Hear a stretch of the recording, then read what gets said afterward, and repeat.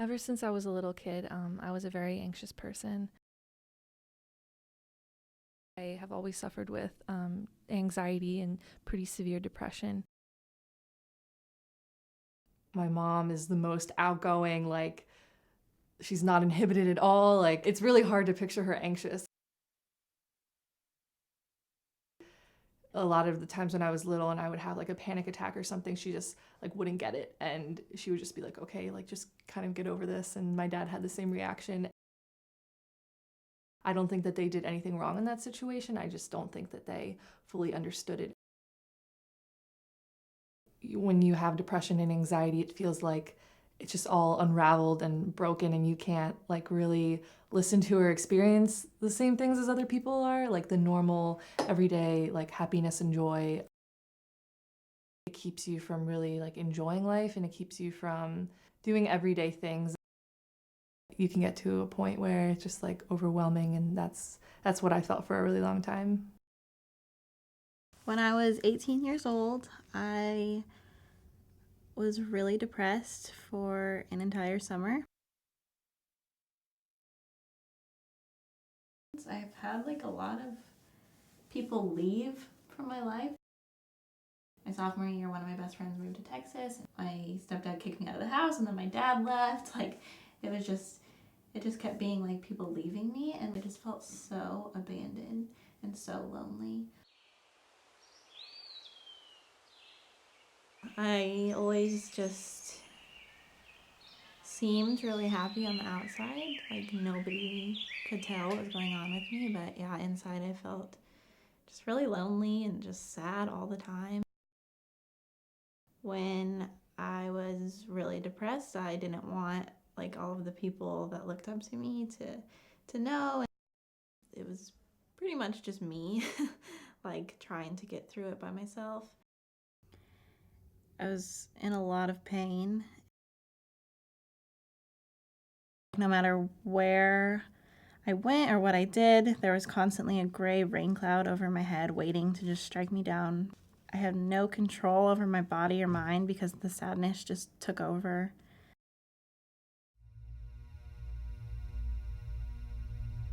It got to the point where I thought of new ways to kill myself every single day.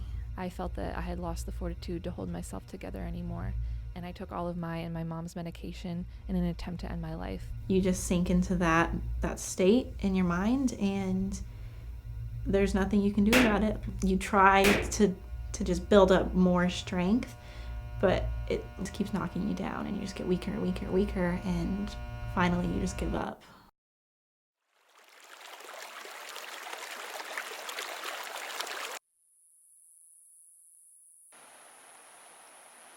You idealize the moment. You think like, oh, this would be so great if I just like wasn't here anymore. When you're faced with that reality, it's just so scary, and it's like you don't actually want it to happen. I just like wanted to live in that moment.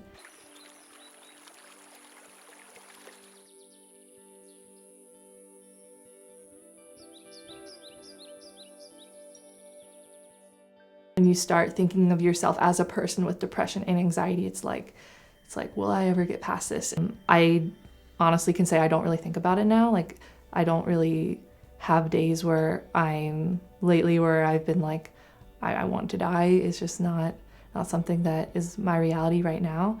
I might be going through depression, but that doesn't define me, and like there is hope for like a future without this, and I can get better, and there's like ways to cope, and there's ways to improve. I think mental health is just so multifaceted, and it is partly like biological, it is like hereditary, it is based on like experience, and like the brain is really powerful in like influencing your emotions.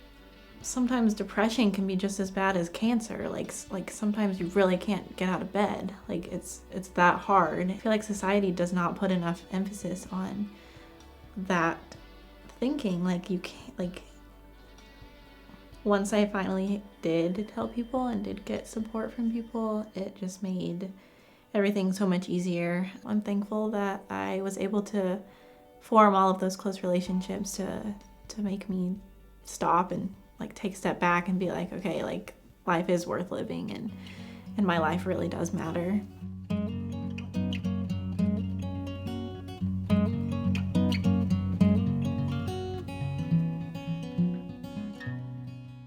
We both met in the San Francisco airport on our way to Wellington to study. We both knew that we were studying in Wellington, and we just like immediately hit it off when we met each other.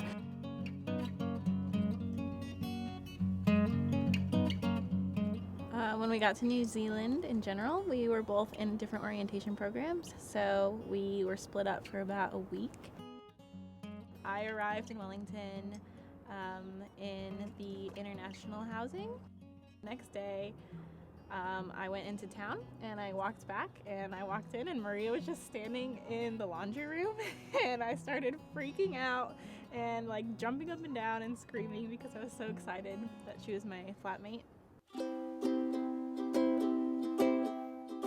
Since then, like our relationship has grown so much, and I knew it would from just clicking with her at the airport. The memory I forgot, but was reminded of and dreaming thought. The first thing we connected on was our faith, because I saw her like cross necklace. Anything that is It's amazing that I found a friend who is a Christian and also who like knows my story and like can relate to it.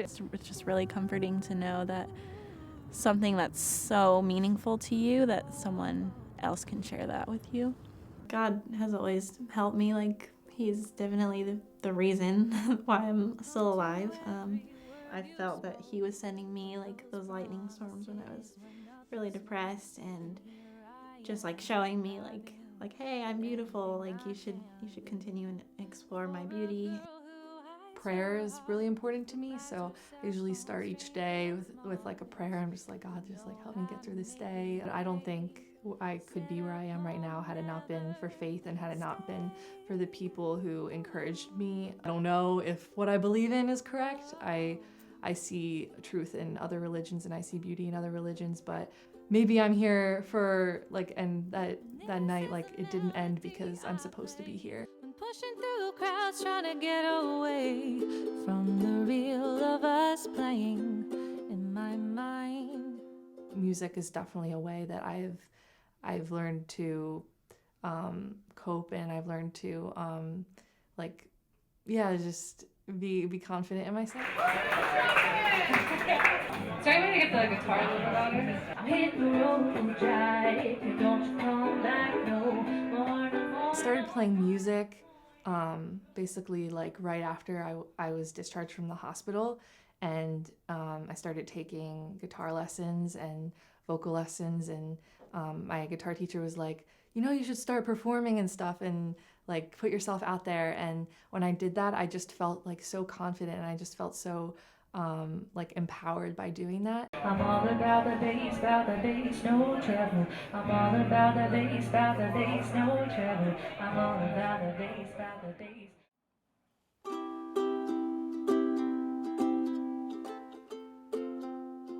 I've grown a lot just because I'm now more open to do things. It just gives you like the confidence to just like open up to people more and just take advantage of each day you're here.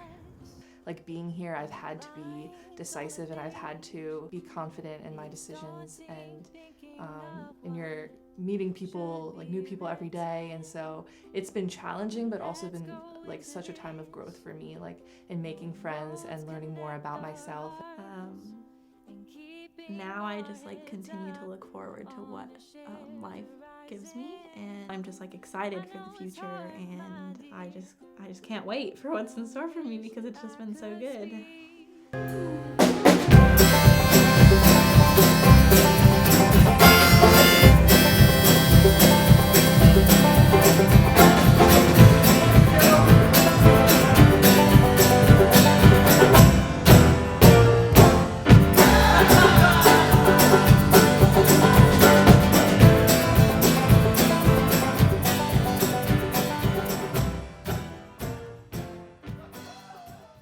The darkness has allowed me to appreciate the obvious light in this life, and the way that strangers can become family, the way that nature reflects a vastness that makes our problems seem so small in comparison, the way our bodies and minds heal with time, and childlike wonder that makes people so vulnerably beautiful.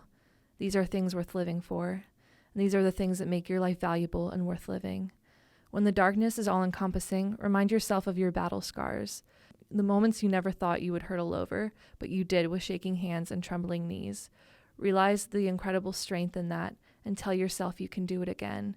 And when you do, you'll see a glimmer of light that will become closer and brighter. Never give up and live for that light.